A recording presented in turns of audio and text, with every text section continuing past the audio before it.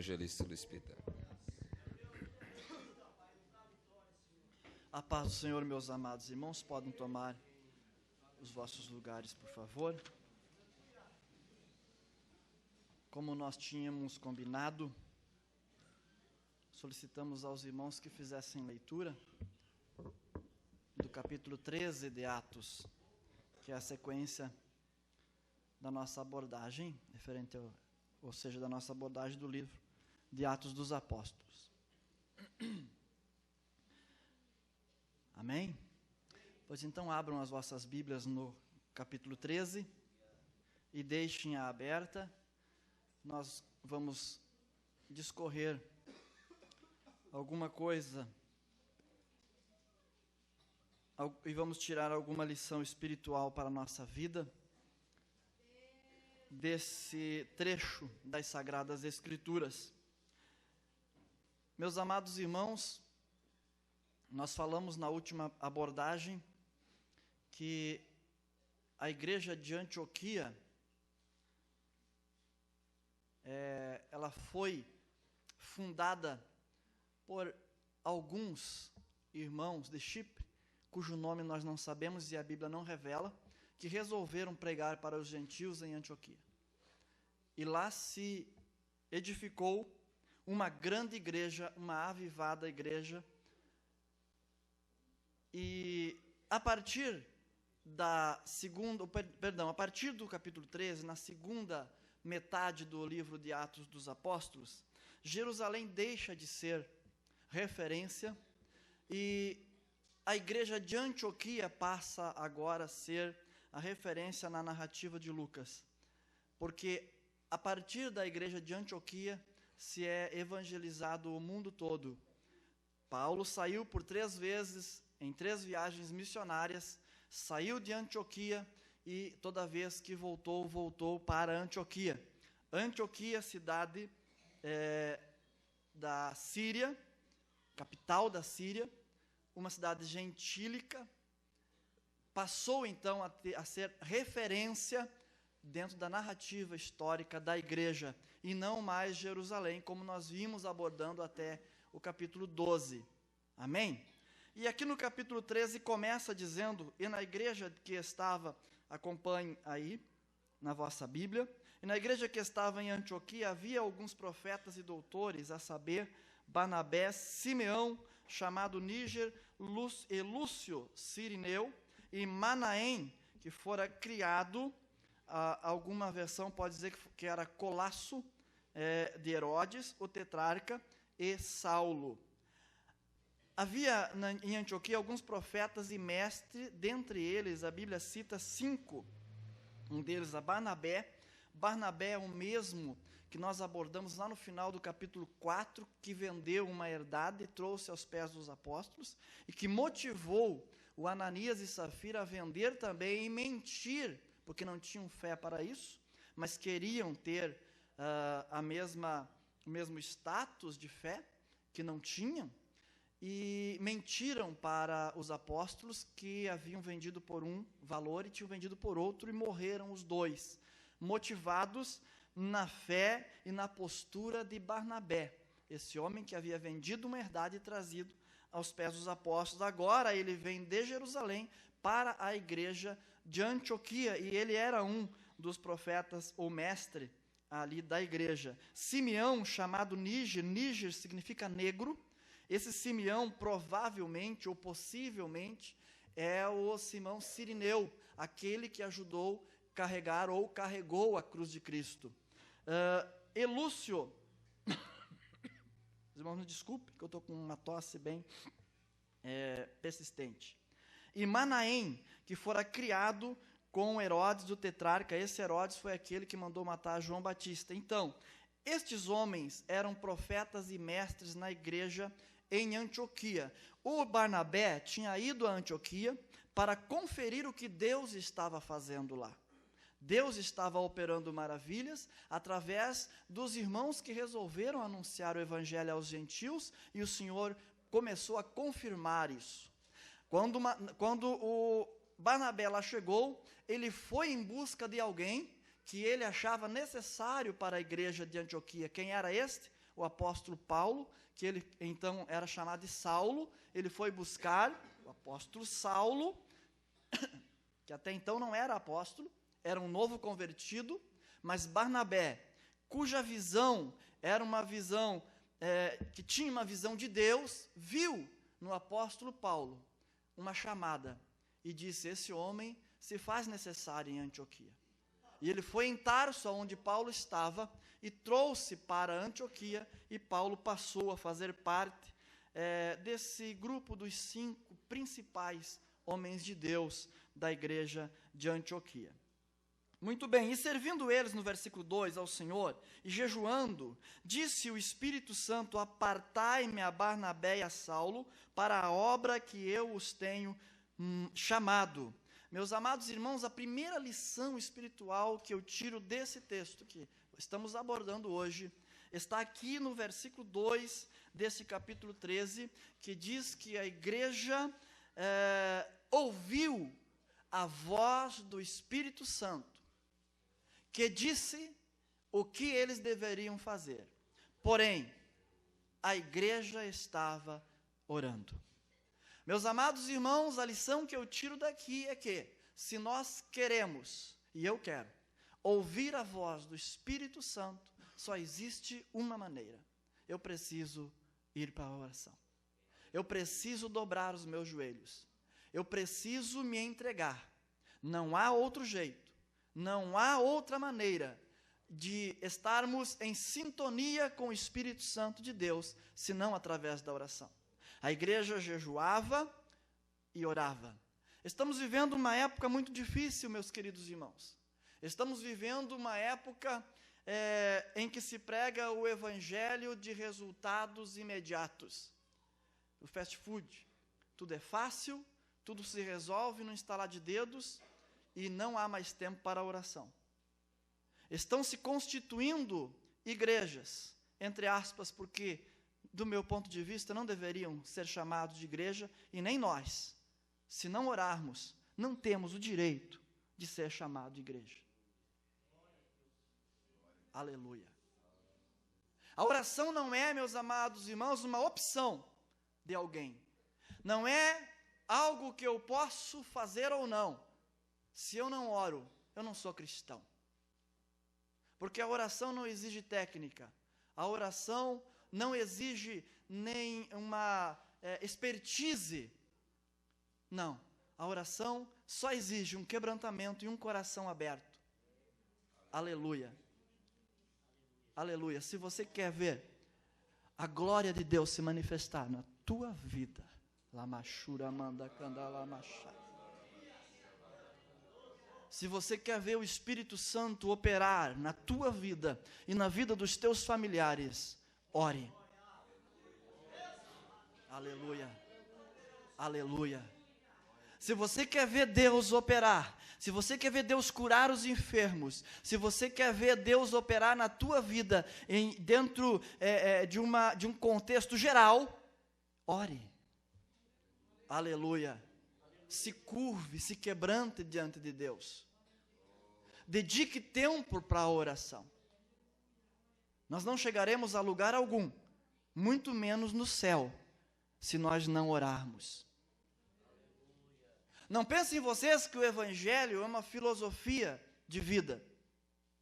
Não pensem vocês que o Evangelho é um ritual religioso, que pode ser cumprido mediante algumas práticas, algumas abstinências. Não. A salvação, meus amados irmãos, não é uma filosofia de vida, não é uma tese que nós defendemos, não é um discurso barato, não, senhores. A salvação é uma experiência de vida. Aleluia. Amém. Glória a Deus. Com Cristo. E que começa aqui. E se nós quisermos estar com Ele ali, nós precisamos andar com Ele aqui. E ninguém pode andar com alguém em silêncio. Amém. Oh, aleluia. Eu não acredito em alguém que diga que anda com Cristo e não fala com Ele.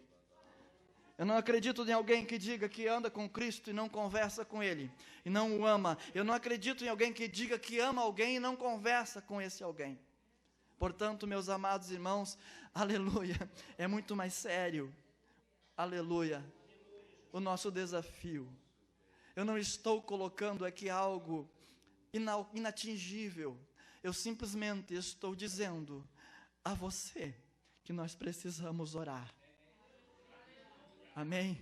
Eu não estou dizendo que a oração é coisa fácil e simples, porque o mundo e Satanás luta para que a igreja não ore, porque ele sabe que se a igreja orar, aleluia, ninguém segura. Se a igreja orar, o poder de Deus se manifesta. Se a igreja orar, o Espírito Santo se revela e o Espírito Santo governa a igreja.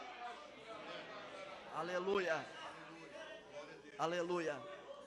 Eu não estou falando de momentos de oração.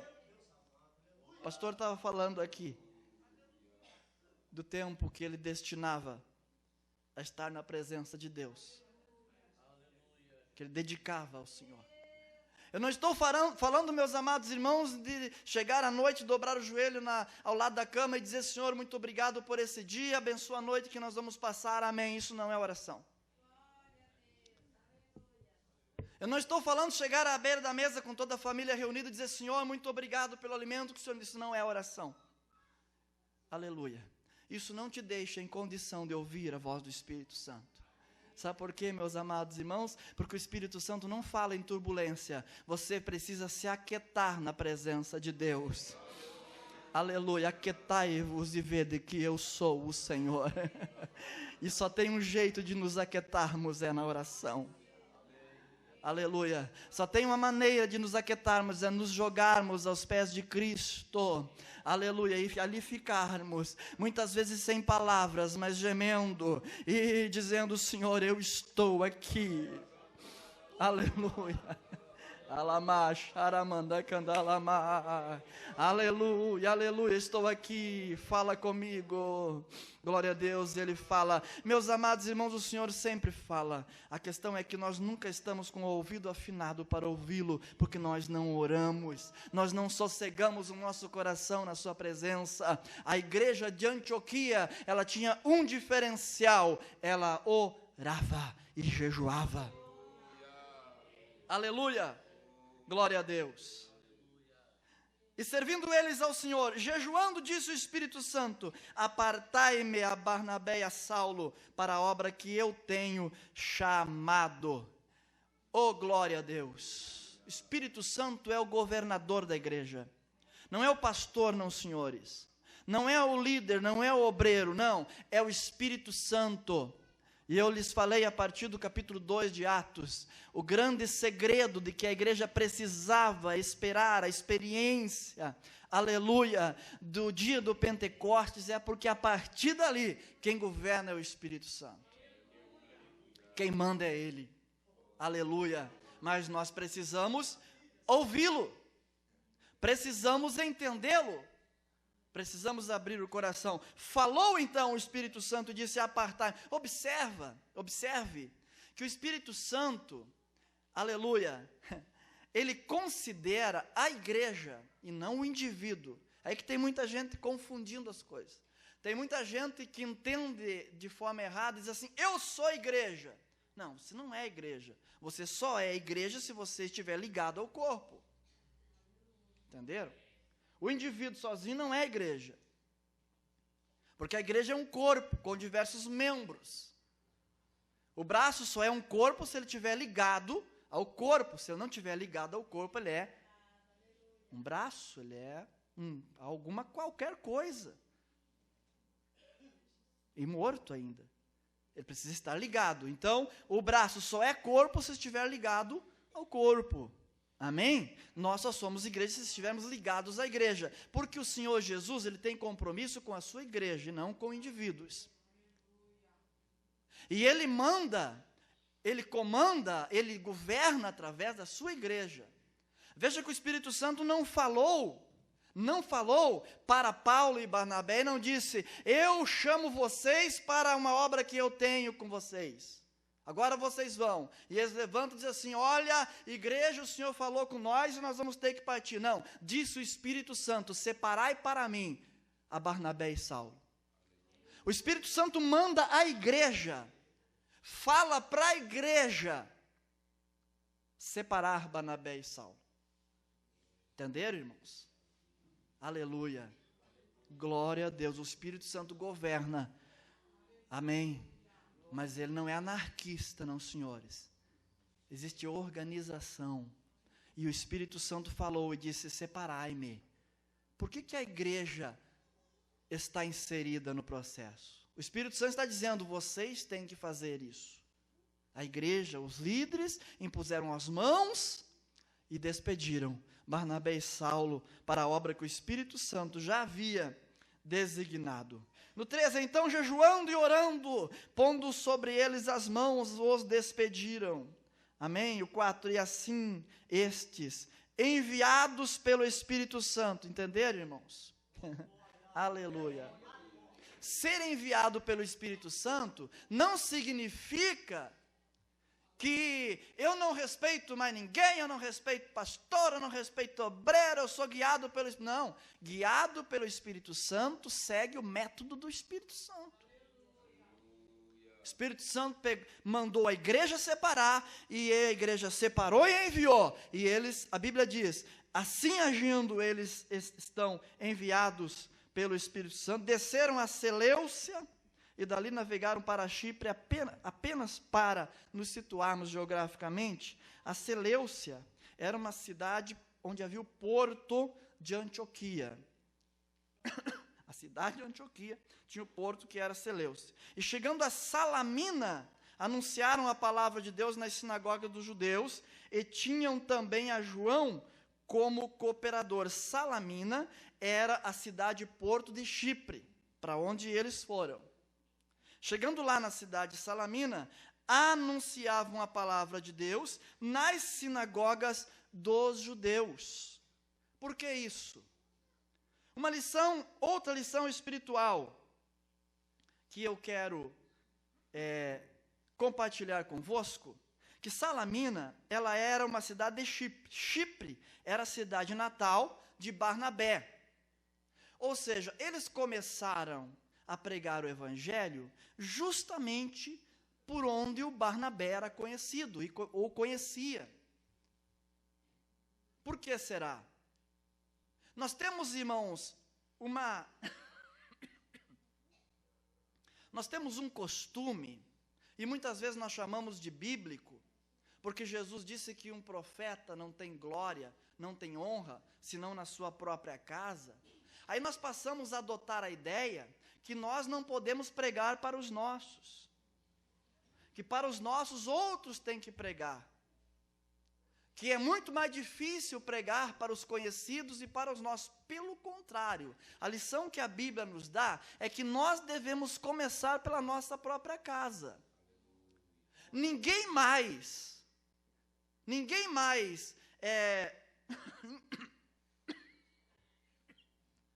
Perdão, irmãos. Ninguém mais indicado para pregar para os nossos do que nós mesmos. Irmão, mas Jesus disse que o profeta não tem honra na sua própria casa. E quem é que disse que eu tenho que ser honrado? E quem é que disse que eu tenho que buscar? Eu vou pregar o evangelho para ser honrado e para ser glorificado. A glória pertence a Cristo. Eu tenho que pregar o evangelho por amor, ainda que seja esculachado, ainda que seja desprezado, não me importa, não quero glória. Eu não quero honra. Aleluia. Jesus pregou. Ele foi rejeitado, foi. Agora, porque nós vamos ser rejeitados, nós não podemos pregar. Aleluia. Mas Jesus pregou.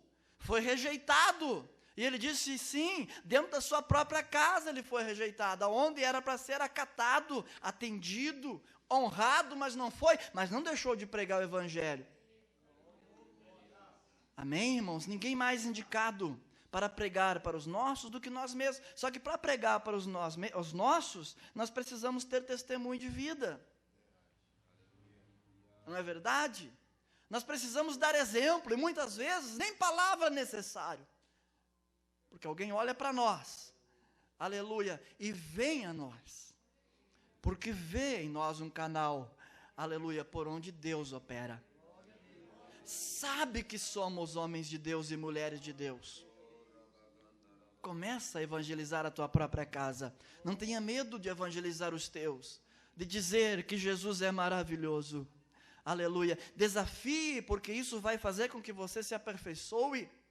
Amém? Aqueles problemas que fazem com que você não tenha coragem de enfrentar os da tua própria família, vai aos pés de Cristo, vai para a oração, e você vai ver que a glória do Senhor se manifesta na tua vida. Amém? A misericórdia de Deus te alcança, te purifica e transforma você, e você passa a dar testemunho dentro da tua própria casa.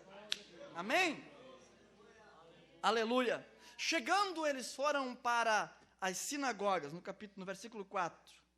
Desceram a Seleucia, dali navegaram para Chipre. No versículo 5, Salamina anunciava a palavra de Deus nas sinagogas dos judeus e tinham também a João como cooperador. Mas vem cá, eles saíram de uma igreja gentílica, eles saíram da igreja de Antioquia, onde os gentios tinham aceitado a palavra de Deus e haviam sido transformados, e o Espírito Santo de Deus está operando, separando o missionário, e eles vão justamente para a sinagoga dos judeus. Por que Paulo vai para a sinagoga dos judeus? Irmãos, nós precisamos ter estratégia, ser inteligentes. Nós precisamos ter um ponto em comum para pregar a palavra de Deus. Paulo não seria ouvido se ele saísse gritando pelas ruas. Não adiantava Paulo sair gritando pela rua, fazendo qualquer outra coisa. Ele precisava partir de um ponto inteligente, de algo, de um lugar onde ele fosse aceito, em que ele pudesse expressar a sua fé. E nada melhor do que na sinagoga dos judeus. Porque lá na sinagoga dos judeus, o culto da sinagoga, ele era principalmente, a liturgia principal do culto era oração, a leitura da lei e dos profetas e uma explanação por alguém da sinagoga. E quando se tinha um visitante, o líder da sinagoga, normalmente, ele convidava o visitante para explanar alguma coisa a respeito do que fora lido. Paulo sabia disso, e Barnabé também. Quando eles vão na sinagoga, eles vão sabendo que o líder da sinagoga vai abrir espaço para eles. E eles não vão falar para 2, 3 pessoas, eles vão falar para uma casa cheia. Entenderam, irmãos? Estratégia. Você tem que partir de um ponto, tem que ter inteligência, tem que ser estrategista. Tem muita gente que não é ouvido porque age neofitamente. Quer que os outros lhe ouçam simplesmente porque ele tem algo a dizer. Mas nós temos que ser inteligente. Nós temos que ter um momento apropriado. Entenderam, irmãos? Temos que procurar um lugar, um momento, uma situação em que nós sejamos ouvidos. E então nós temos que ter sabedoria para declarar a nossa fé. Se for para falar muitas coisas sem nexo, é melhor falar 2 ou 3 palavras com sabedoria. Entenderam, irmãos?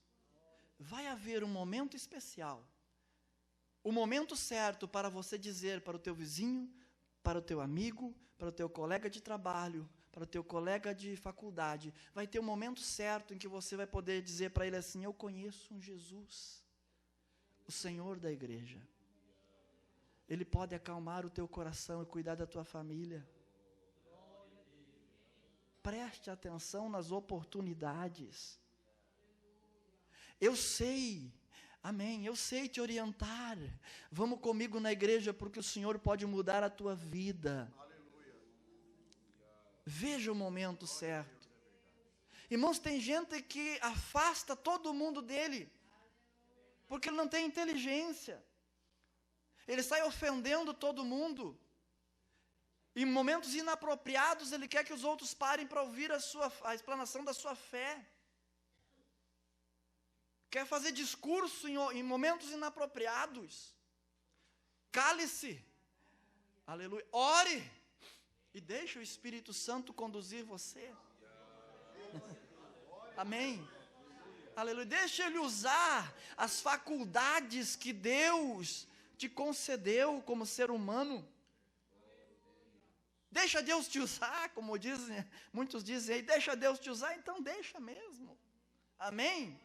Aleluia. Não atropela, dá testemunho e abre a tua boca no momento certo, porque palavras faladas na hora certa é como maçã de ouro em salvo de prata, diz o provérbio. Na hora certa. O que Paulo fez? Ele vai na sinagoga porque lá vão lhe abrir a oportunidade para ele falar. Quando lhe abrem a oportunidade e dizem, vocês têm alguma palavra de consolação? Falem. Oh, aleluia. Vai chegar a hora em que alguém vai dizer, você tem alguma coisa a me dizer? Não titubeia, não. Diga, eu tenho. Amém. Eu tenho algo para te dizer, sim. Aleluia, há um Deus no céu, como disse o profeta Daniel, quando foram chamados todos os magos para revelar o que o rei tinha sonhado, ninguém conseguia, o rei mandou chamar Daniel, e disse, Daniel, você pode fazer? Ele disse assim, eu não, mas há um Deus no céu, que conhece todas as coisas, aleluia. Há um Deus no céu, e esse é o meu Deus, a quem eu sirvo, aleluia, eu converso com Ele todo dia, aleluia. Vocês têm alguma palavra de consolação? Temos. Paulo ia na sinagoga, aí Paulo levanta, e prega com liberdade, glória a Deus. Chegando... deixa eu falar uma coisa para vocês. Quando Paulo começa a pregar nas sinagogas, ele normalmente começa com alguma coisa que tem a ver com o judaísmo. Porque ele começa a falar de algo que tem valor para as pessoas que lhe estão ouvindo, para poder cativar a atenção deles. Ninguém vai parar para me ouvir, simplesmente porque eu digo que tem algo especial. Eu preciso ser inteligente. O que Paulo começa? Paulo começa a falar que Jesus é o cumprimento da história, do procedimento divino para com Israel. Ele começa a falar das profecias a respeito do Messias, e ele diz, olha, o que está acontecendo é o cumprimento da profecia, assim, assim. Ele começa a vincular o que está acontecendo com o que Israel espera. E ele fala que a segunda verdade principal, que os judeus de Jerusalém rejeitaram-no e crucificaram, mas isso era um cumprimento. Observe que Paulo fala que era um cumprimento da profecia bíblica. Tudo o que está acontecendo.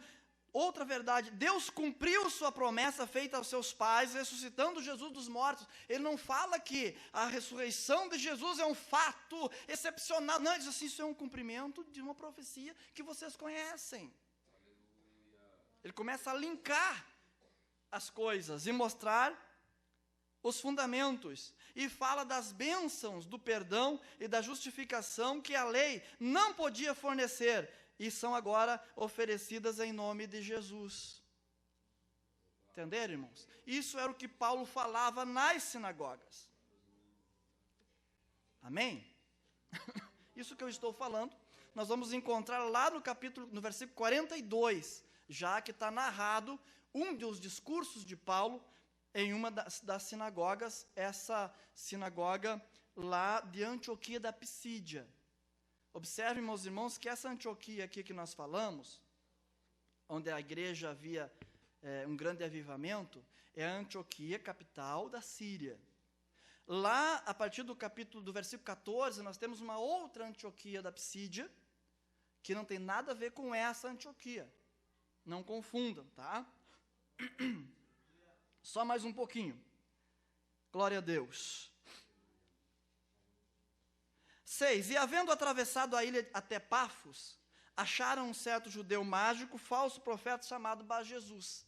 Dali, da ilha de Chipre, eles foram para Pafos, atravessaram, e lá em Pafos, eles encontraram um homem chamado Bar-Jesus, o qual estava com o procônsul Sérgio Paulo, homem prudente. Este, chamando a si Barnabé e Saulo, procurava muito ouvir a palavra de Deus. Quando eles chegaram lá em Pafos, que era a capital de Chipre,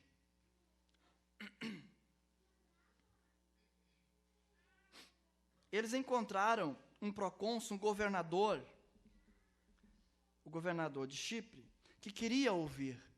Mas tinha um homem chamado Bar-Jesus. Bar-Jesus, Bar, significa filho.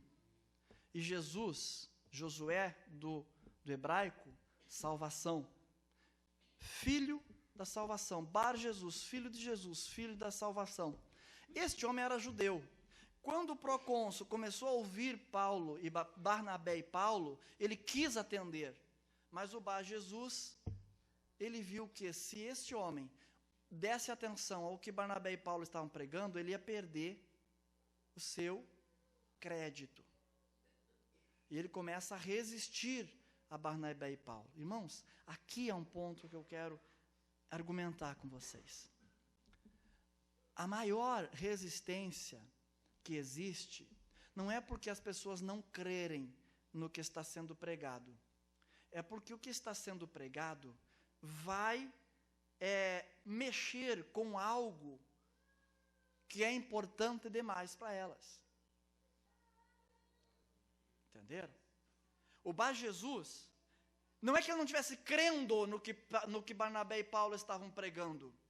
Ele começou a relutar e resistir, porque se o procônsul, o Sérgio Paulo, cresce, ele ia perder o seu emprego. Ele ia deixar de ter a honra de profeta, porque ele não era profeta, ele era um falso profeta. E falso profeta não é o que profetiza falsamente, a falsidade. Falso profeta é o que se diz profeta não sendo profeta. E ele se dizia profeta, ele era um enganador. E quando a luz chega, o que é enganoso cai por terra. Quando o evangelho de Cristo chega, ele traz a luz. Ele acaba com as trevas. Trevas, no seu sentido original, significa ignorância. O evangelho traz clareza. Aleluia. O evangelho elucida as coisas. E ele percebeu que a pedra dele começa a resistir. E Paulo então diz assim: você vai ficar cego porque a mão de Deus está sobre você, filho do diabo. Ele fez um trocadilho.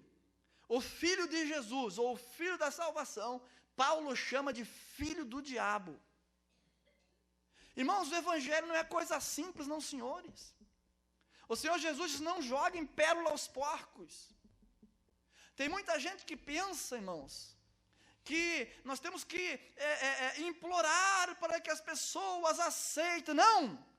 Na verdade, ninguém tem que aceitar, tem que reconhecer a Cristo como Salvador. Aleluia. O que nós temos é algo muito precioso, meus irmãos obreiros. Nós temos em nossas mãos a vida. Nós temos em nossas mãos a salvação. Aleluia. Glória a Deus. Nós temos a palavra da verdade. Aleluia. Pregue com ousadia, fale com ousadia. Aleluia. Glória a Deus, porque aqueles que se opuserem, aqueles que se levantarem contra ti, deixa que o Senhor cuida, deixa que o Senhor toma conta, mas não deixe de pregar o evangelho e anunciar as boas novas de salvação. Aleluia. Glória a Deus. Lá no versículo 13, só para ser rápido, partindo de Pafos, Paulo e os que estavam com ele chegaram a Perge da Panfilha, mas João, apartando-se deles, voltou para Jerusalém. O João é o mesmo João Marcos, o mesmo autor do Evangelho de Marcos. Ele era segundo os comentaristas, ele era um dos discípulos de Pedro. E ele, quando Barnabé e Saulo foram chamados para a missão, o João Marcos foi junto com eles. E ele foi até Pafos. Quando o Paulo, observe, irmãos, lá no 13, e partindo de Pafos, Paulo e os que estavam com ele chegaram a Perge da Panfilha, mas João, apartando-se deles, voltou para Jerusalém. A Bíblia não diz por que João voltou, João Marcos. Mas o motivo que fez com que João voltasse não agradou o apóstolo Paulo, não. Isso está muito claro.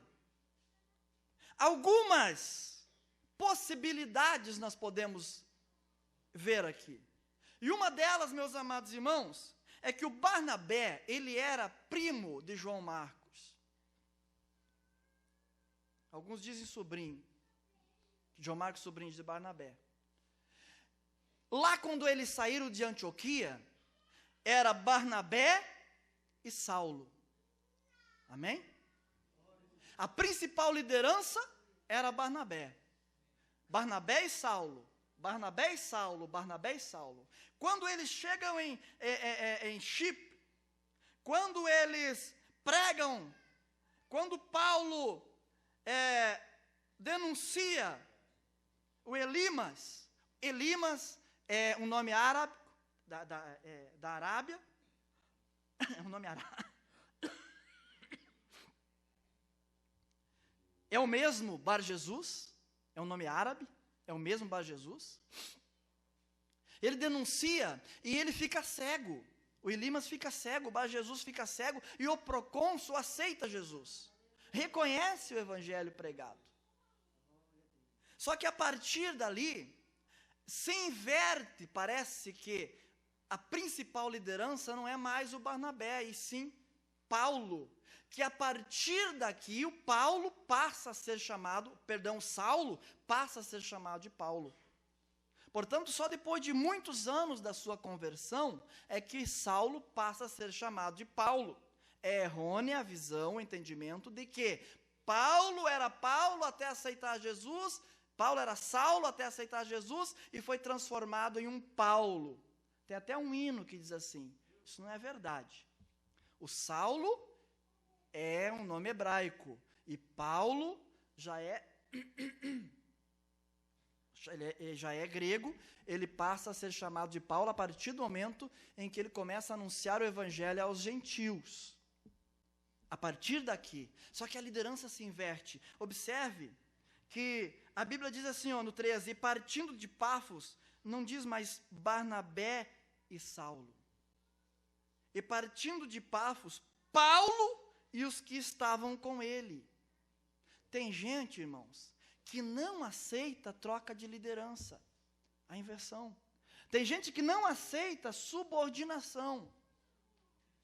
Tem pessoas que até justificam a sua postura de resistência, dizendo que nós somos chamados para ser cabeça e não cauda. Não tem nada a ver com o cristianismo. Ser cabeça e não cauda está dizendo, meus amados irmãos, que nós não devemos ser escravos do pecado, do mundo. E estava falando para Israel, para que Israel não fosse uma nação submetida às outras nações. Se fala de liberdade. Agora, dentro do cristianismo, o Senhor Jesus, Ele nos orienta que nós devemos ser submissos uns aos outros. Considere um ao outro, ou seja, considere os outros superior a si mesmo. Amém? Amém, glória a Deus. Não há demérito nenhum em eu reconhecer alguém, considerar os outros superior a mim mesmo. Há 6 anos atrás eu desafiei vocês aqui a olhar para a tua companheira, o teu companheiro que está do teu lado, apertar a mão dele, olhar bem no olho dele e dizer assim: você é mais santo do que eu, irmão. Será que você pode fazer isso? Será que você é capaz de ver no teu irmão, amém, ele melhor do que você? Amém? Aleluia. Glória a Deus.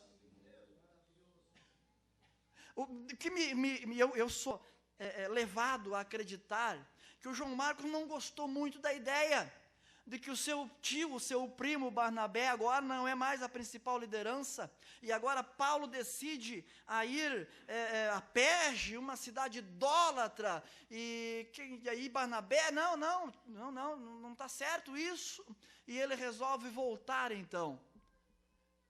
Irmãos, aleluia, Barnabé não era assim. O Barnabé não teve problema nenhum, glória a Deus. Porque a nossa chamada, meus amados irmãos, não depende de nós suplantar as pessoas ou os outros. A nossa chamada tem a ver com Cristo e com o que Ele faz na nossa vida. Não tem nada que ver com o que os outros vejam em nós. Eles têm que ver santidade, eles têm que ver uma postura de homem de Deus. Aleluia! Nós não vamos ser melhores porque vamos ostentar uma autoridade. Não, a autoridade ela é natural. Ela surge natural.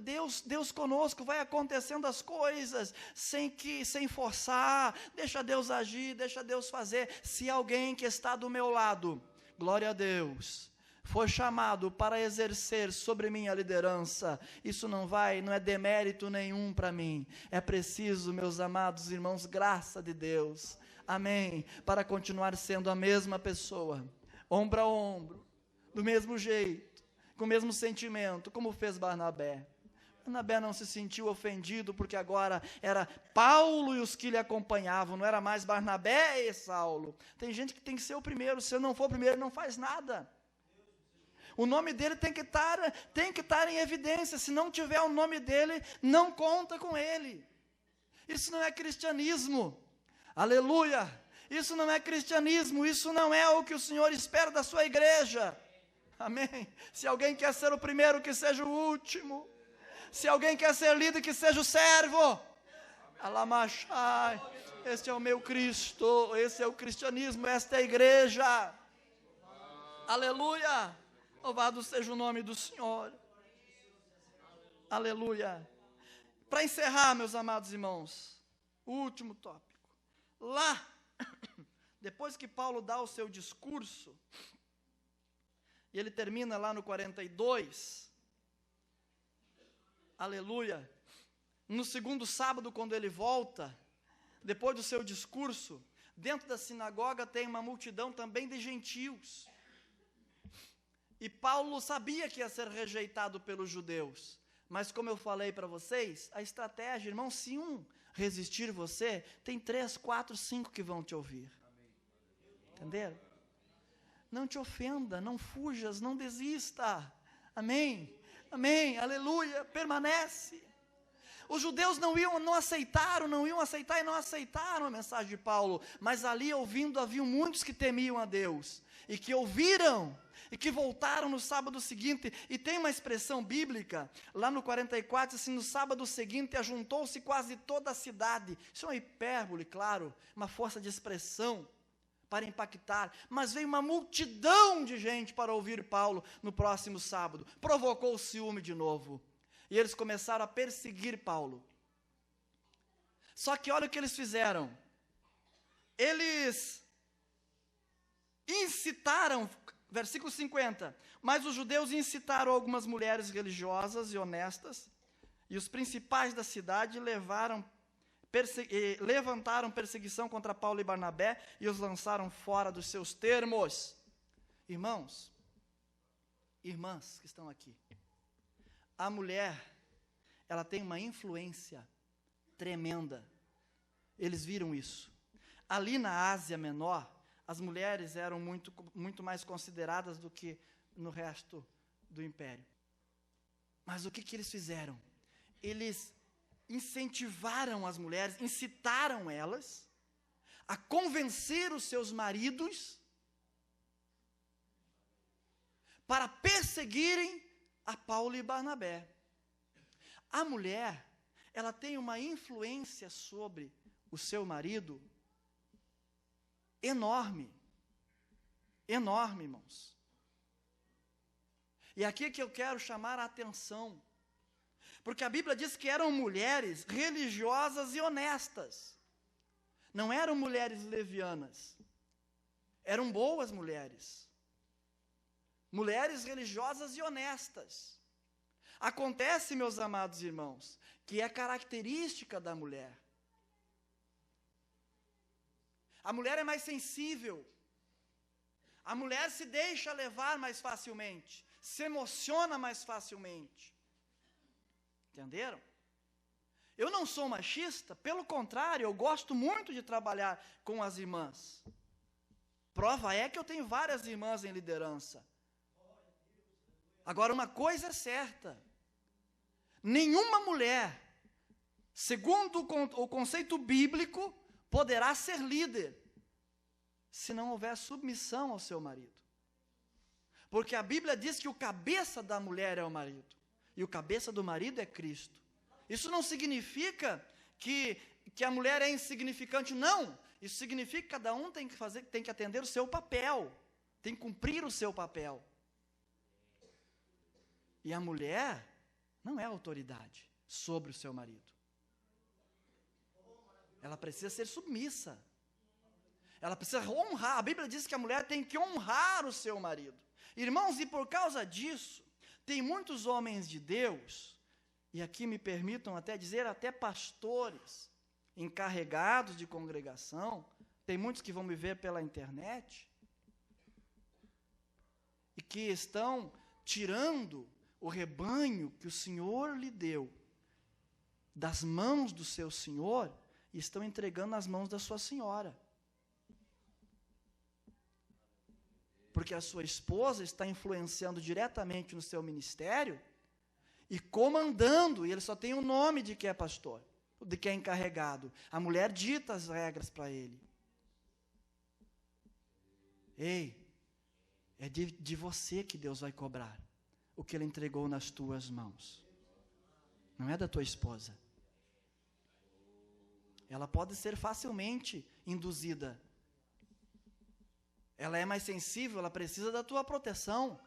Ela precisa da tua postura. Ei, irmão, tem irmãos que ele não ouve mais a voz do Espírito Santo. Se o Espírito Santo falar com ele primeiro vai consultar a esposa, para ver se a voz do Espírito Santo é a mesma da esposa. Aí a irmã diz assim: mas irmão, meu esposo é uma anta. É?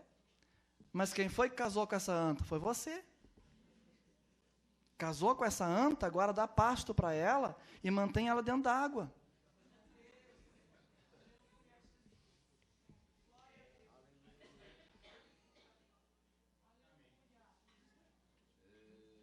É o teu marido, foi você que escolheu, não fui eu que escolhi. Agora você tem que honrá-lo. E tem marido que diz assim: não, mas a minha mulher é 50% do meu ministério. Tem até um parente meu que falou que era 90% do seu ministério. 70, né? É. Chega diante de Cristo lá, ver o que Jesus vai dizer para você. O ministério dela é dela, teu é teu. Meu ministério, meus amados, não tem nada a ver com minha esposa. Se Deus a levar, que eu não quero, é lógico. Ó, Jesus, não leva a sério aí. É. Mas, irmão, deixa eu dizer isso para vocês. Se Deus a levar, minha chamada continua a mesma. Aleluia. Oh, aleluia. Eu vou continuar ganhando almas, eu vou continuar pregando, porque a minha chamada foi isso, Senhor, que me deu. Se Deus me levar, ela continua sendo a mesma. Ministério é ministério, meus senhores. Tem muita gente enganado aí, submetendo o que é de Deus ao seu cônjuge. Olha, vai chegar um momento, e tem mais um detalhe, quando chegar lá não tem marido, não tem mulher, não, senhores. Jesus disse, olha, no reino de Deus vocês estão equivocados, porque no reino de Deus não tem casamento, não se dão em casamento, não existe mulher nem marido, são todos como anjos, cada um vai prestar conta da sua chamada. Portanto, não seja como estes homens nobres que se deixaram levar. Ah, mas a esposa era, olha bem, uma mulher decente, religiosa, honesta, foi usada por espertalhões para fazer com que os homens cometessem um grande erro, perseguir um homem de Deus. Irmão, eu estou falando para os maridos. Seja homem. Seja homem, aleluia, faça como Josué, eu e a minha casa serviremos ao Senhor. Lá em casa eu não sou o dono, não sou eu que mando, não, eu sou o sacerdote. A minha esposa, meus filhos são minha responsabilidade, eu tenho que pagar preço. Só que tem irmãs, irmão, vocês não tem que ter paciência comigo, mas eu preciso falar essas coisas. O horário já se foi, mas eu tenho que falar. Tem irmão que diz assim, mas irmão, como é que eu vou fazer a obra se a minha esposa é contra, minha irmã? E sabe por que ela é contra? Porque muitas vezes você é um frouxo, não cuida nem da tua casa, ela não confia que você vai cuidar da igreja. Ah, mas minha esposa não, ela acha que não, sabe por que ela acha que ela acha? É porque você não dá conta de cuidar dela e dos filhos. Você não dá pão para eles, você não dá pão espiritual. Você depende dela e deles. Que tipo de trabalho o Senhor pode contar com você? Acordemos, irmãos.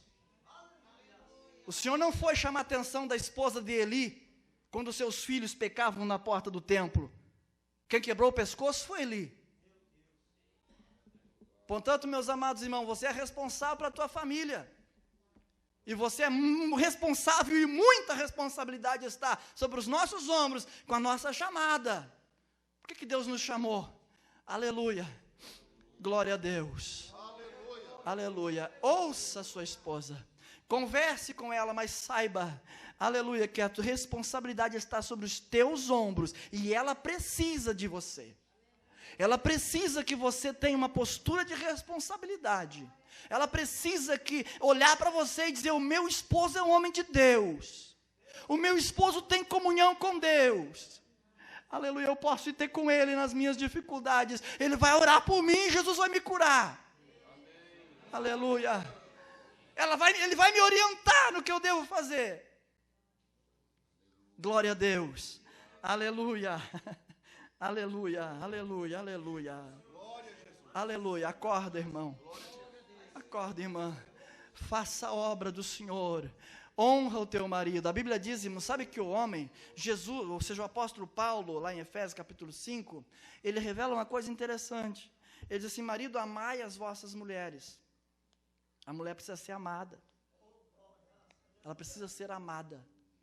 E o amor, irmãos, ele não existe uma fórmula de amar. Tem gente que dá uma fórmula, olha, para te amar tua esposa, você tem que levar uma flor todo dia. Não, isso não é amor. Tem esposas que você tem que levar flor. Tem esposas que você tem que dar um beijo. Tem esposas e esposas, cada uma tem um jeito de ser tratada, tem que tratar com respeito e com amor. Você tem que enxergar as necessidades que ela tem. Procura entender. O apóstolo Paulo diz assim, marido, amai a vossa esposa. No entanto, quando ele fala para a esposa, ele diz assim, esposa, mulher, honra o teu marido. Viu como mudou? O marido precisa ser honrado. Só que tem mulheres que tratam o marido como se fosse filho. E Paulo diz assim, Sara tratava Abraão como se fosse o seu senhor. respeita ele, e você vai ter um homem dentro de casa. Trate como um filho, você vai ter ele como um filho. Trate como uma anta, você vai ter ele como uma anta.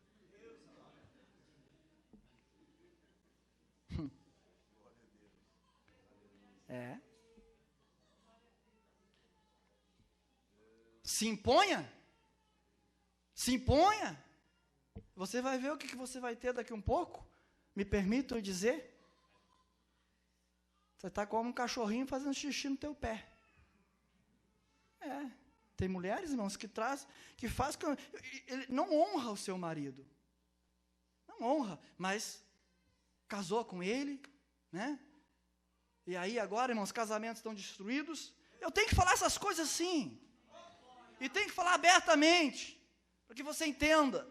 As coisas são sérias. Meu Deus.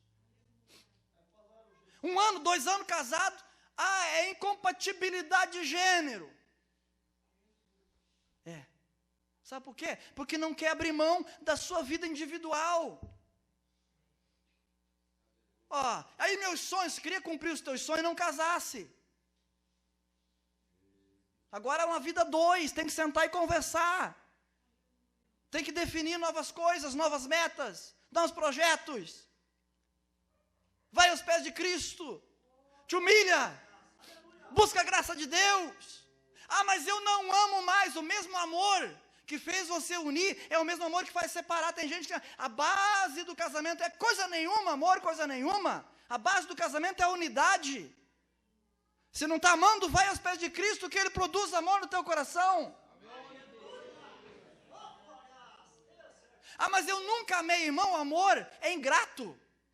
Não estou falando do amor de Deus, eu estou falando do amor eros, do amor do marido e da mulher. A Bíblia tem um cântico do Sérgio Lopes que diz assim: o amor humano é como ondas que se vão. Que poesia linda! E nos leva a um oceano de ilusão. Sempre cede o seu lugar a outro humano sentimento.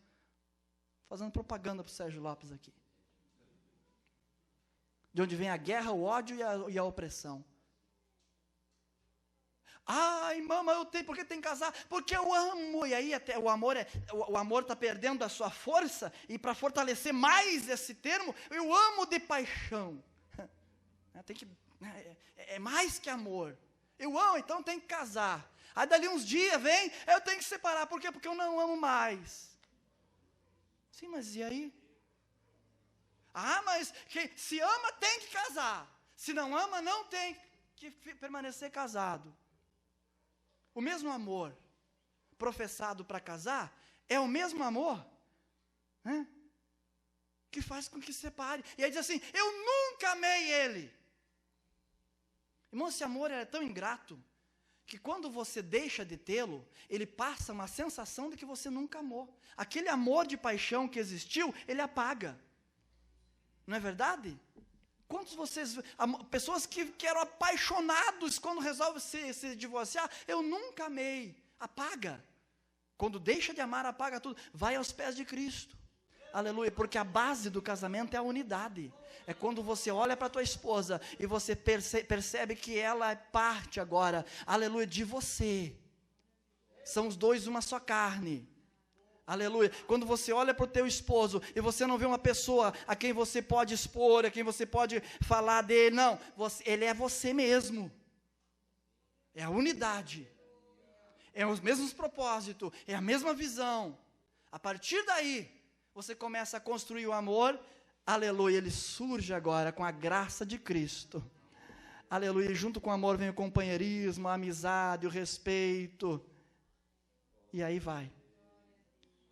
Aleluia. Você quer manter o teu casamento? Quem sabe eu estou falando para alguém aqui que já está, que já no coração está assim, complicado. Eu quero dizer para você que o Jesus que eu prego, o evangelho que eu prego, ele cura sentimentos. Ele resolve situações. Vamos estar de pé porque eu já fui longe demais.